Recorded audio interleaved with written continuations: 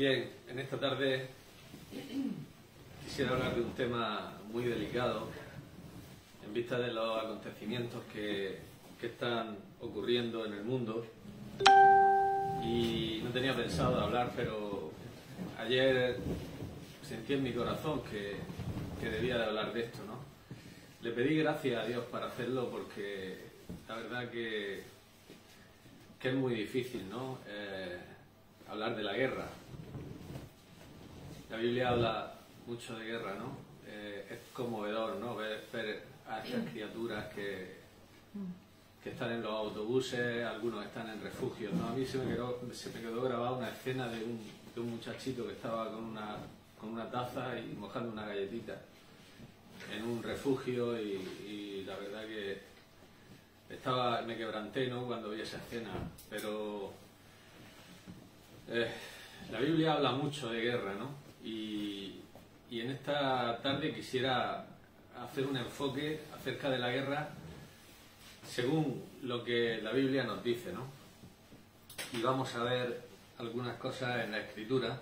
Quisiera empezar con un versículo que se encuentra en Jeremías 25.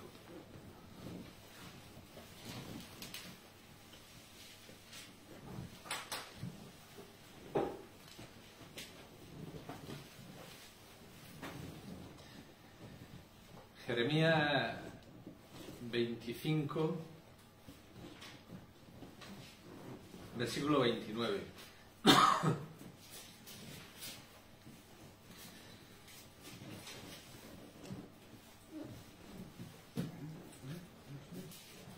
Dice así la palabra de Dios. Dice: ¿por qué aquí que a la ciudad en la cual es invocado mi nombre yo comienzo a hacer mal? Y vosotros seréis absueltos. No seréis absueltos, porque espada traigo sobre todos los moradores de la tierra, dice Jehová de los ejércitos. Cuando habla de espada, habla de guerra. La espada simboliza la guerra. Cuando Dios dice que iba a traer espada, es que iba a traer guerra, ¿no? Aquí en todo el libro de Jeremías nos damos cuenta de que es una constante advertencia de Dios a su pueblo, Israel, y en concreto a Jerusalén, que era donde estaba Jeremías, para que se volvieran a Él, para que no echaran su palabra tras las espaldas y tuvieran otros dioses y hicieran cosas que contra Dios, ¿no? Es una constante advertencia desde el capítulo 1 en adelante, ¿no? Y una y otra vez advierte a los profetas, advierte a los sacerdotes, advierte al pueblo, a los príncipes, al rey Sedequías, a Joaquín, que fue antes que Sedequías, a todos los reyes les advierte, ¿no?, de que Dios iba a traer a un pueblo, iba a traer la guerra, con todas las consecuencias terribles, ¿no?, que ello conllevaba, ¿no?, que iba a traer a los caldeos y que iban a hacer estragos, ¿no?, en medio de Jerusalén, que iban a derribar los muros, a derribar todas las casas, a prender fuego, y que iba a ser un gran daño, ¿no? Y Dios advierte siempre, ¿no? Dios advertía a este pueblo porque lo amaba, no solo a este pueblo, sino al mundo entero, ¿no? Y Dios advierte de las consecuencias de echarnos a Dios tras las espaldas, de no tener en cuenta a Dios, de no prestarle atención a su palabra, ¿no? Y a este pueblo concretamente, Dios en los pactos que hizo con ellos, se lo advirtió y le dejó claro que las consecuencias de olvidarse de Él y de no prestarle atención a Dios y de no, como dice Romanos, de no glorificarle, de no darle gracias, de olvidarse de Dios, iban a ser terribles, ¿no? Esto lo podemos ver a través de todo el Pentateuco, a través de los libros históricos, a través de los profetas.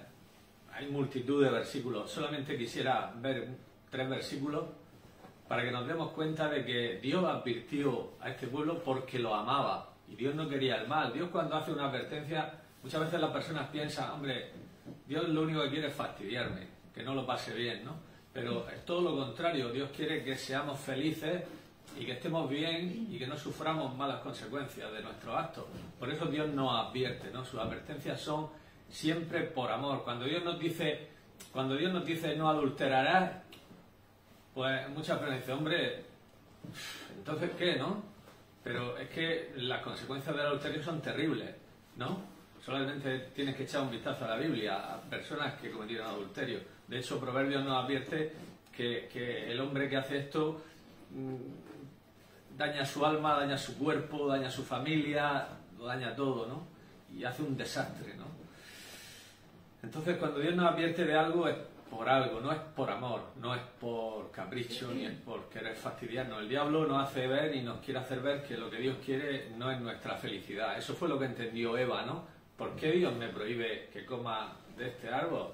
Si es bueno para comer, es agradable a los ojos, es codiciable para alcanzar sabiduría. Hombre, lo que Dios quiere es fastidiarme, es que yo no sea más sabia, ni viva mejor, ni viva... No, yo voy a comer de esto. Y luego las consecuencias, pues aquí las tenemos, en este mundo, ¿no? Las consecuencias del pecado, ¿no? Entonces, vamos a leer 3 versículos que es simplemente una advertencia que Dios hace al pueblo de Israel. Levítico 26. Estas advertencias también las tenemos en Deuteronomio 28, la tenemos en Josué, la tenemos en todos los libros de la Biblia. Tenemos estas advertencias. Pero bueno, por leer simplemente una de ellas, vamos a leer Levítico, que es el tercer libro de la Biblia, Levítico 26. Levítico 26, de los versículos 23 al 26, simplemente.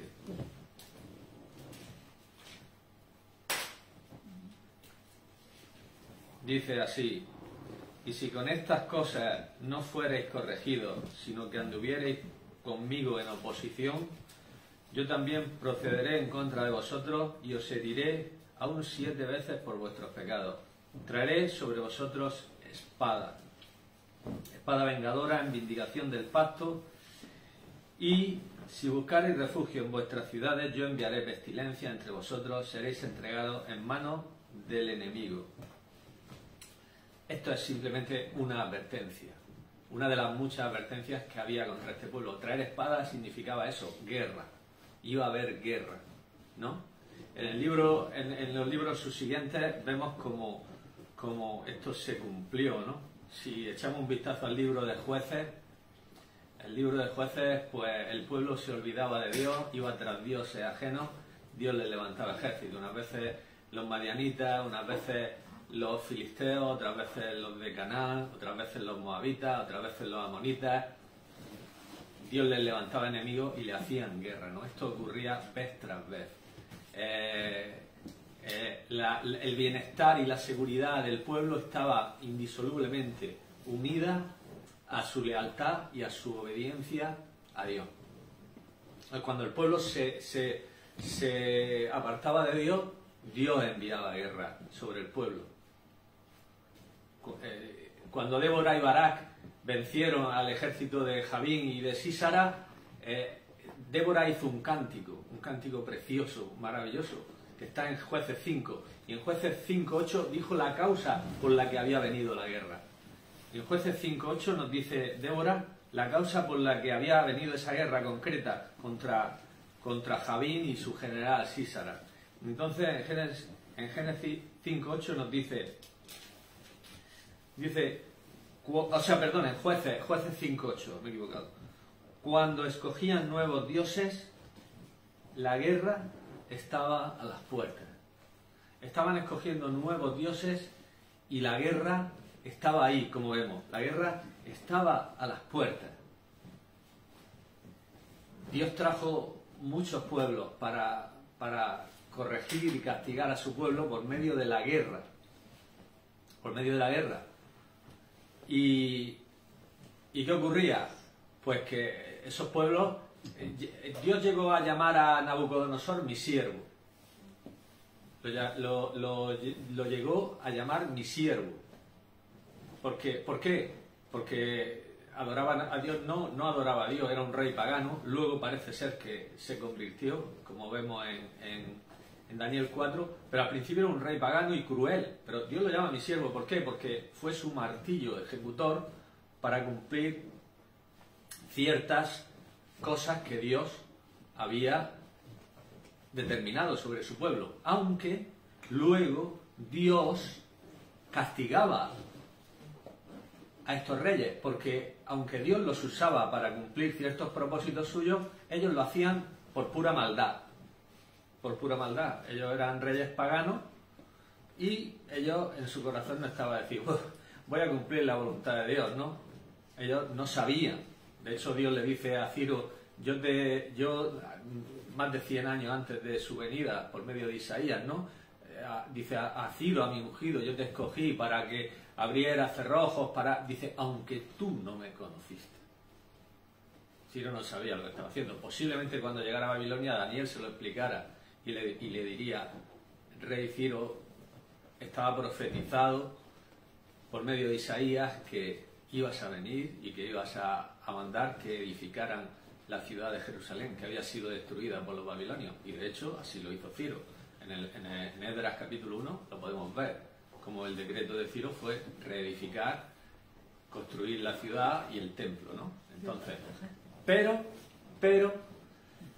Dios luego castigaba a estos pueblos, porque estos pueblos lo hacían por pura maldad. Es decir, Dios los escogía como su azote, pero luego los castigaba. Esto lo podemos ver después de venir y conquistar, como lo podemos ver en el libro de Jeremías, Jerusalén, Nabucodonosor con su ejército, y de arrasarla y de destruirla. Sin embargo, cuando el rey estaba ya en su tierra, en Babilonia, fijaros la profecía de Jeremías en el capítulo 50. Capítulo 50, versículo 9. Esto es después de la conquista de Israel por parte de Babilonia. Después de la conquista de Israel por parte de Babilonia. Dios dice esta profecía, 59. Dice, porque yo levanto y hago subir contra Babilonia reunión de grandes pueblos de la tierra del norte. Desde allí se prepararán contra ella y será tomada. Sus flechas como de valiente diestro que no volverá vacío. Y Caldea será para botín. Todos los que la saquearen se saciarán, dice Jehová, porque os alegraréis, porque os gozaréis destruyendo, porque os alegrasteis, porque os gozasteis destruyendo mi heredad, porque os llenasteis como novilla sobre la hierba y relinchasteis como caballo. Es decir, por el daño que le habéis hecho a mi pueblo. O sea, Dios lo usó para hacer... Aquí está el misterio de la soberanía de Dios, ¿no? Dios usó a este pueblo para castigar a su pueblo, a Israel, pero luego dice, y fijaros lo que dice el versículo 28, dice, voz de los que huyen y escapan de la tierra de Babilonia, para dar en Sión las nuevas de la retribución de Jehová nuestro Dios, de la venganza de su templo. Es decir, Dios le había dicho a Salomón, cuando edificó el templo, le había dicho, mira Salomón, mi nombre va a estar en esta casa, pero si vosotros andáis en mis caminos, si vosotros no andáis en mis caminos, yo me voy a olvidar de esta casa y la voy a destruir, y la voy a arruinar, y la voy a arrasar completamente. Y esto fueron lo que hicieron los babilonios. Pero ahora Dios le dice a los babilonios, dice, el juicio que voy a traer sobre vosotros es por la venganza de mi templo, porque habéis destruido mi templo. El misterio de la soberanía de Dios. Dios usa a los babilonios, pero claro, los babilonios dicen que con crueldad hicieron todas las cosas y relinchaban como caballos cuando destruían a Jerusalén. Y lo hicieron con saña. Y si leemos toda esta profecía vemos que no respetaron a los viejos, que no respetaron a los niños, que hicieron estragos, ¿no? Entonces Dios dice, ahora yo os voy a juzgar a vosotros. Nos podemos hacer la pregunta, ¿es que Dios quiere la guerra? ¿Es que Dios se agrada en la guerra? No, Dios no quiere la guerra. Dios quiere la paz. Dios quiere la paz. Y la guerra no la quiere. Dios no quiere que nadie sufra. De hecho, en Lamentaciones cuando ya había sido destruida Jerusalén, dice que Dios no aprueba la guerra, Dios no aprueba la opresión. Vamos a leer el siguiente libro a Jeremías. Aquí nos está diciendo que Dios no quiere la guerra, ni que la aprueba la guerra. La guerra ha venido por causa del hombre. Entonces, fijaros lo que dice en Lamentaciones 3, 34. Y lo siguiente, dice: desmenuzar bajo los pies a todos los encarcelados de la tierra, torcer el derecho del hombre de la presencia, delante de la presencia del Altísimo, trastornar al hombre en su causa, el Señor no lo aprueba. O sea, Dios está contra la guerra. Dios no es un Dios que se complace en la guerra, que se complace en la muerte. Dice, yo no quiero la muerte del impío. Eso es la voluntad de Dios. Pero sin embargo luego dice el 37: ¿quién será aquel que diga que sucedió algo que el Señor no mandó? De la boca del Altísimo no sale lo malo y lo bueno. ¿Por qué se lamenta el hombre viviente? Laméntese el hombre en su pecado. O sea, por un lado Dios está contra el mal, contra la guerra, contra los tiranos, contra los que ejercen violencia, contra otros, como vemos aquí. Pero sin embargo, dice Dios, ¿sucederá algo que el Señor no mandase? Nada, nada sucede sin que el Señor no lo haya determinado en su consejo eterno. Todo está bajo su control y todo está bajo el permiso divino y todo sirve al plan eterno de Dios. Eso está claro, está establecido en la palabra de Dios. Está muy claro. Llegamos al momento en que Cristo llega. Cristo viene. Pasamos del Antiguo al Nuevo Testamento. Cristo llega. Cuando Cristo llega a la tierra había una relativa paz. La paz romana. Roma había conquistado con guerra prácticamente a todo el mundo conocido, a todas las naciones conocidas, la había conquistado, la había sometido y había una relativa paz, ¿verdad? La paz no iba a durar mucho. En el año 70 mismo, Tito, el general romano, con su ejército arrasó Jerusalén, hizo una matanza impresionante en toda Judea. Se calcula, según los historiadores, que alrededor de 1 millón de judíos murieron. Miles de ellos fueron crucificados. Bueno, fue una matanza y fueron esparcidos por todo el mundo, ¿no? Eso en el año 70, o sea, unos 40 años aproximadamente después de la muerte de Cristo, ¿no? Cristo predijo el curso de los acontecimientos en la historia. Y Cristo, en Mateo 24, en esa gran profecía, hasta su venida, nos dice que habría guerra. Habría guerra. Rumores de guerra, se levantaría nación contra nación, reino contra reino, hambre, pestes, terremotos, falsos cristos, o sea, un verdadero caos, ¿no? Lo que Cristo profetizó para toda esta era, persecuciones, muchas persecuciones. Entonces, Cristo nos advirtió de todo esto. Todo esto iba a seguir su curso hasta el tiempo de la tribulación, de lo que la Biblia llama como tribulación, la tribulación que vendrá sobre los moradores de la tierra, que lo repite en los profetas. Jeremías lo dice, Jeremías 37, Daniel 12:1, Cristo lo dijo aquí en esta profecía de Mateo 24, muchos sitios. Hasta ese tiempo iba, como dice Daniel 9:26, iban a tener lugar guerras y devastaciones, iban a haber, sin duda alguna. Y llegaría la tribulación. Llegará el tiempo de la tribulación. El tiempo de la tribulación llegará y vemos cómo comienza ese tiempo. Lo tenemos en muchas partes de la Biblia, como digo. En la que se dan más detalles es en los capítulos 6 al 19 de Apocalipsis. Ese es el periodo de tribulación. Ese es el periodo de tribulación. Y el periodo de tribulación comienza con paz. El periodo de tribulación, cuando Cristo abre el sello del libro, que nadie podía ni abrirlo, ni mirarlo, ni acercarse a él, el único es Cristo, por supuesto. ese tiempo va a comenzar con paz, porque dice que aparece un caballo blanco. Ese caballo blanco que aparece en Apocalipsis 6, vamos a leerlo. Ese caballo blanco de Apocalipsis 6.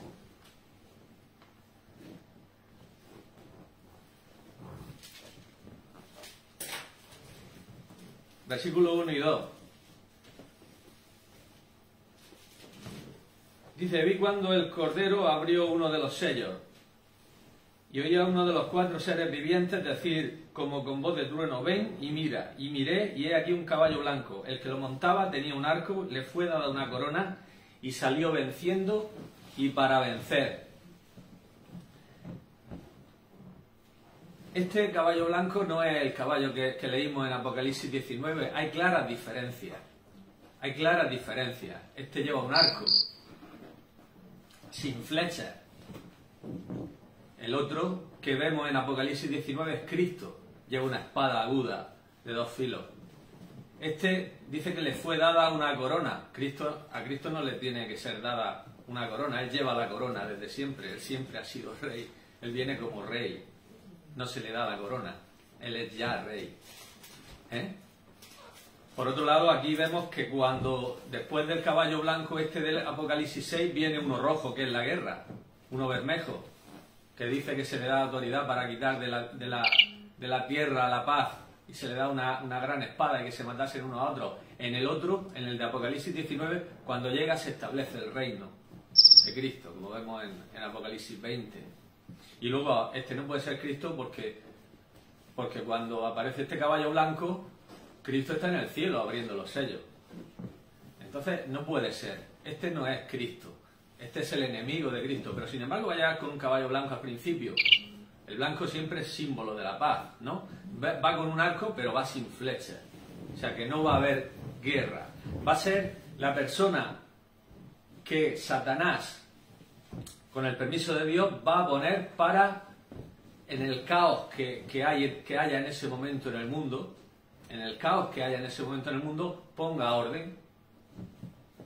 Que el caos que está ocurriendo ahora puede desembocar en que aparezca este personaje a poner orden, puede ser, pero también puede ser que no, que esta guerra pase y vendrá otra, porque Cristo lo dijo, que vendrían más. Y conforme nos acercamos al tiempo del fin, el clima será más espantoso. Y claro, guerra siempre ha habido, lo que pasa es que esta nos pilla muy cerca y estamos un poco ahí con esa tensión, ¿no? Pero se tiene que dar una situación que este personaje ponga paz, una paz ficticia. No puede haber paz mientras se esté rechazando al príncipe de paz.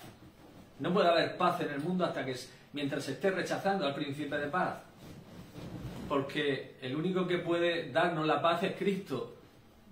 Dice, justificados pues por la fe, tenemos paz para con Dios por medio de nuestro Señor Jesucristo. Dice, yo doy la paz verdadera, mi paz os dejo, mi paz os doy, no como el mundo la da. El mundo es una paz ficticia, breve, a lo mejor pasa este conflicto, pero llegará otro, indudablemente, y llegará otro, y hasta que llegue un conflicto posiblemente a nivel mucho mayor del que estamos viendo, o este puede desembocar en una situación mucho peor, y puede surgir este personaje. Este personaje aparece inmediatamente después del arrebatamiento de la Iglesia. La Iglesia aparece en el capítulo 2 y en el capítulo 3 de Apocalipsis. A partir del capítulo 6 no aparece. En el capítulo 4 y 5 la vemos en el cielo. Pero en el capítulo 6 ya no aparece la Iglesia. Sería extrañísimo que si la Iglesia iba a estar aquí no se mencionara en estos capítulos de terrible tribulación. Sería imposible. De hecho ya empiezan a aparecer lenguajes que tienen más relación con Israel. Aparece trompetas, plagas, incensario, altar y muchas cosas parecidas, ¿no? Que se relacionan más. Es como si Dios ahora pusiera nuevamente en marcha. Ahora la relación con Israel está detenida, pero a partir del comienzo de la tribulación se activa nuevamente esa relación de Dios con Israel y finalizan los tratos de Dios con Israel con el arrepentimiento, el recogimiento, la bendición y y la exaltación de este pueblo, que es el pueblo de Dios, ¿no? Entonces, cuando se produce la tribulación, que es un suceso que va a conmover al mundo, una de las principales de los principales objetivos de este personaje es calmar la situación. Entonces va a hacer ver como que no ha ocurrido ninguna cosa extraordinaria, sino que puede haber sido, empezará a poner, pues no sé, excusas, porque va a ser muy, muy inteligente, el engaño se va a manifestar de una manera impresionante, como vemos en 2 Tesalonicenses 2, dice, por cuanto no creyeron a la verdad, Dios le envía un poder engañoso para que crean la mentira. Entonces con sus mentiras va a engañar a muchos. Lo que pasa que habrá muchos, engañará por supuesto a los ateos, pero habrá muchos que se acordarán y que habrán oído que iba a ocurrir algo así. Entonces a esos no los podrá engañar. Eso entonces se darán cuenta que la palabra de Dios es verdad y que todo lo que dice se cumple y que todo lo que dice es cierto, ciertísimo. Y a esas personas no podrá engañarlas. Esas personas entonces se darán cuenta de que han perdido su tiempo. Todo el tiempo que han estado aquí, bajo la gracia, que gratuitamente podían haber venido a Cristo, no lo hicieron y ahora tendrán que sufrir. Ahora viene el sufrimiento, viene persecución, como vemos en el 5.º sello. Cuando abre el 5.º sello, ya la persecución se ha desatado. Este anticristo empezará a hacer persecución contra todo el que trate de defender a Cristo y a su palabra, ¿no? Entonces habrá una persecución. Bueno, vemos que este personaje aparece, pero enseguida vemos que es un cuadro tranquilo, aparece con un caballo blanco, pero enseguida aparece el caballo rojo, el caballo bermejo, ¿verdad? El caballo bermejo. Y vemos lo que ocurre con el caballo bermejo. ¿Qué ocurre con el caballo bermejo? Pues guerra otra vez. Guerra. Cuando abrió el 2.º sello, vi al segundo ser viviente que decía, ven y mira. Salió otro caballo bermejo y al que lo montaba le fue dado poder de quitar de la tierra la paz, que se matasen unos a otros. Y se le dio una gran espada. Es ficticia, es una paz ficticia. Cuando digan paz y seguridad, dice 1 Tesalonicenses 5, destrucción repentina. No hay paz sin Dios. No hay paz sin Dios. Los hombres buscan la paz sin Dios. Quieren todo sin Dios. Y sin Dios las consecuencias son terribles. Llegará un momento que, como vemos aquí, ya empiecen los juicios de Dios sobre la tierra. Y Dios nos da anticipos, Dios nos da advertencias. Solo habrá paz cuando venga Cristo, que es el pasaje que hemos leído de Apocalipsis 19. Entonces Cristo establecerá un reino de paz. Entonces sí habrá paz en la tierra. Fijaros el reino que Cristo va a establecer. Vamos a terminar ya. Isaías 11. Este es el reino que Cristo establece. Isaías 11.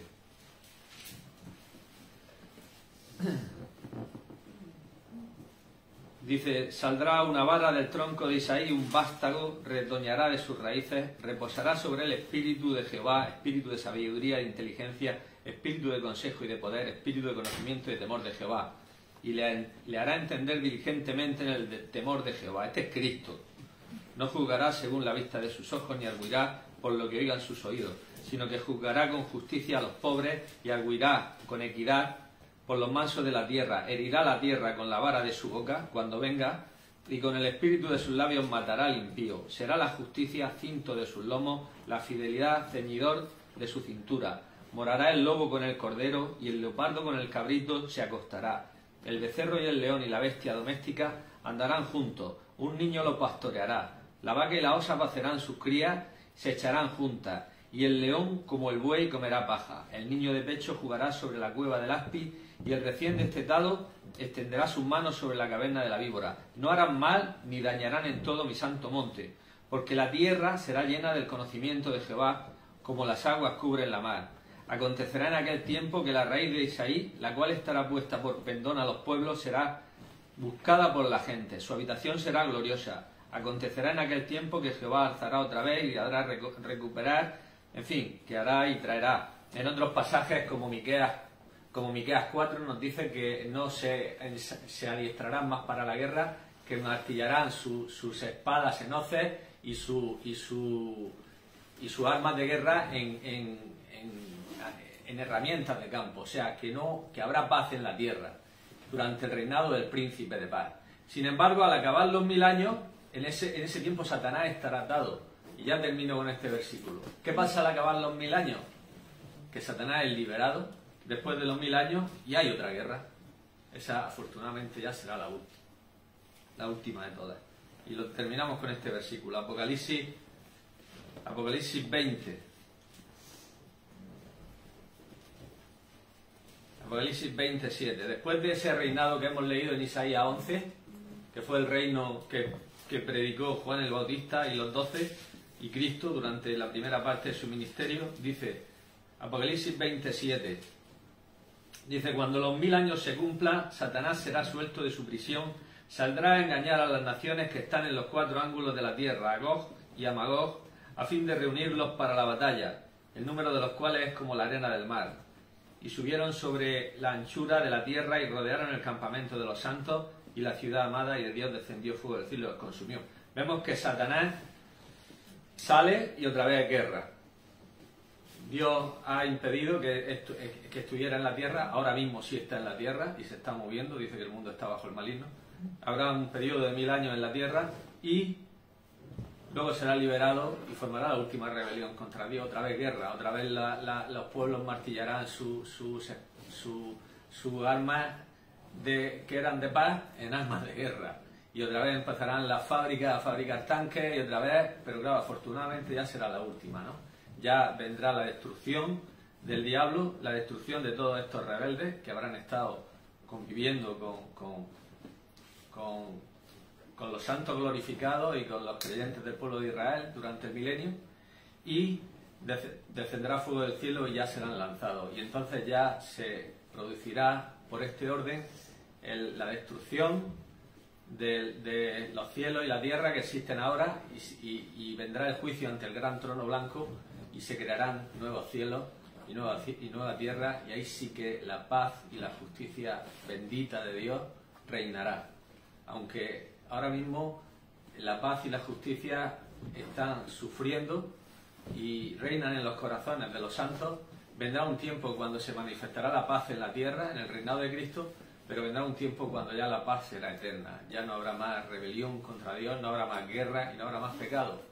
Pero vemos, como dice la palabra de Dios, que por causa del hombre, por causa de la maldad del hombre, habrá guerra. Habrá guerra. El hombre está en guerra desde el principio. Primero contra Dios y luego unos con otros. El primer homicidio, Caín mató a su hermano Abel, y ya a partir de ahí empezaron guerras. Guerra y guerra y guerra y guerra. Y toda la historia de la humanidad es guerra. O sea que lo que pasa es que esta nos pilla cerca y nos deja un poco. Pero siempre ha habido Napoleón, Hitler, Stalin, todos estos están relativamente cercanos a nosotros. Hitler fue hace unos pocos años, puso toda Europa en guerra. Y todos estos dictadores. Y ese va a ser el camino. Hasta el fin del tiempo, dijo Daniel y dijo Cristo, habrá guerra y devastaciones. ¿Y qué podemos esperar los cristianos? Los cristianos en ese tiempo Cristo dijo, entre otras cosas, que cuando viéramos que todas estas cosas se acrecentaban, como va a ocurrir en el tiempo previo y en el tiempo de tribulación, los creyentes deberíamos levantar nuestros ojos y mirar, porque nuestra redención está cerca.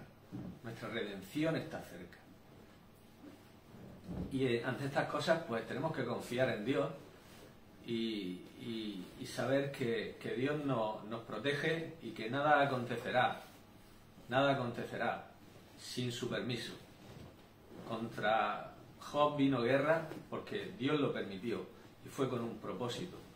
Los hombres quieren guerra, el Espíritu Santo está limitando la maldad y limitando la violencia, pero llegará un momento que suelte cuerda y los hombres ya se maten unos a otros, como hemos visto aquí después del caballo blanco y sale el caballo bermejo, dice se matarán unos a otros. Ahora mismo el Espíritu Santo está restringiendo la maldad, pero si el Espíritu Santo no restringiera, la violencia sería como en los días de Noé, dice que toda la tierra estaba llena de maldad y dice que miró Dios y todo estaba lleno de violencia, ¿no?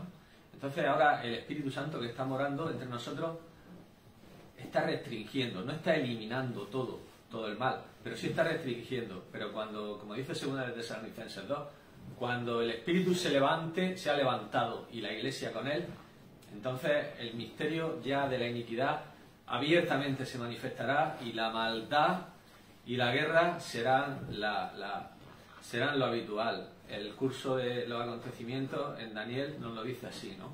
Guerra, guerra, guerra. Daniel 11.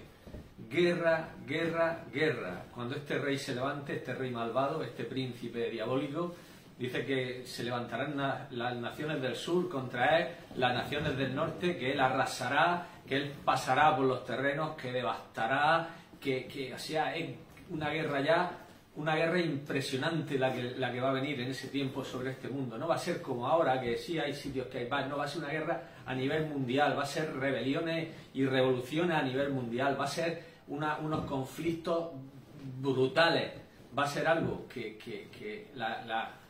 como dijo Cristo, gran tribulación, cual no la ha habido desde el principio del mundo hasta ahora, ni la habrá. O sea, fijaros todos los males que han ocurrido, fijaros el holocausto de judíos, fijaros las masacres de Stalin que mató a millones de personas en el comunismo. Pues dice que lo que viene, dice, habrá gran tribulación, cual no se ha oído desde el principio del mundo hasta ahora, ni la habrá. O sea que lo que viene sobre este mundo no es bueno, pero estamos en un tiempo de gracia, que podemos entrar al lugar santísimo por Cristo y podemos obtener salvación. Que esto sirva para que personas vengan a Él y se refugien en Él. Porque el principal objetivo de Dios es que personas vengan a su reino. Si para eso es necesario que haya guerra, como ocurría contra Israel, para que se volvieran a Él tenía que haber guerra, porque si no, no lo hacían. Cuando se veían mal, entonces clamaban. Eso lo vemos en el libro de Jueces constantemente. Dice, Dios le enviaba a opresores que hicieran guerra, dice, cuando se veían mal, entonces clamaban, ¡ay Señor! Y entonces Dios los liberaba, porque Dios es misericordioso. Dios se deleita no en la guerra, sino en la misericordia. Ahora, si es necesario que las personas vengan a Él por medio de la guerra, pues ocurrirá así, porque de otra manera las personas estarían complacidas en su vida, las personas estarían, o sea, un mundo que se olvida de Dios, que no glorifica a Dios, que no le da gracia a Dios, que no tiene en cuenta a Cristo, y están tan complacidos, ¿no? Están tan contentos, todo el mundo tan contento, leyes contra Dios, leyes que atentan contra Dios, leyes que van en contra de los principios de la moral, ya no solamente los principios de Dios en su palabra, sino con los principios naturales. Y lo único que hacen es legislar contra Dios los gobernantes. Y piensan que podemos seguir viviendo tan tranquilos y en paz, y que podemos tener paz. Y Dios es la avaricia, la codicia, el dinero, ahora el cambio climático, una nueva religión, todo. Y todo esto los hombres piensan que, vale, no pasa nada, no importa. No, sí importa, sí importa.